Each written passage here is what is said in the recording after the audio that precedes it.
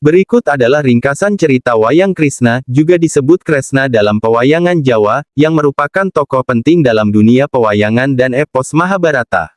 Asal-usul dan latar belakang. Kresna adalah titisan Dewa Wisnu, lahir sebagai putra Dewaki dan Basudewa di kerajaan Mandura.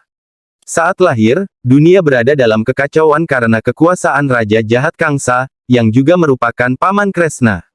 Kangsa mendengar ramalan bahwa ia akan dibunuh oleh keponakannya sendiri, anak dari Dewaki. Maka, ia membunuh semua anak Dewaki, tetapi Kresna berhasil diselamatkan dan dibesarkan oleh keluarga penggembala di Gokula. Perjuangan Kresna melawan kejahatan. Setelah dewasa, Kresna membunuh Kangsa dan mengembalikan tahta Mandura kepada kakeknya, Ugrasena. Sejak saat itu, ia dikenal sebagai raja bijaksana dan tokoh penting dalam berbagai peperangan dan kisah. Kresna adalah sahabat dan penasehat Pandawa, 5 saudara utama dalam Mahabharata. Dalam kisah Baratayuda, ia tidak ikut bertempur, tetapi menjadi kusir kereta Arjuna, sekaligus menjadi penasihat spiritual.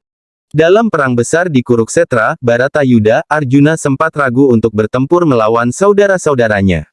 Disinilah Kresna memberikan wejangan yang dikenal sebagai Bhagavad Gita, yang berisi ajaran tentang kewajiban, dharma, ketulusan dalam bertindak, keabadian jiwa, penyerahan diri kepada Tuhan. Peran Kresna dalam pewayangan Jawa.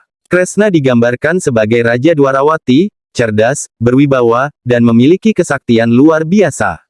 Ia adalah adik Raden Baladewa, dan menjadi penasehat utama Pandawa. Ia dikenal juga dengan nama Batara Kresna setelah kembali ke kahyangan sebagai dewa.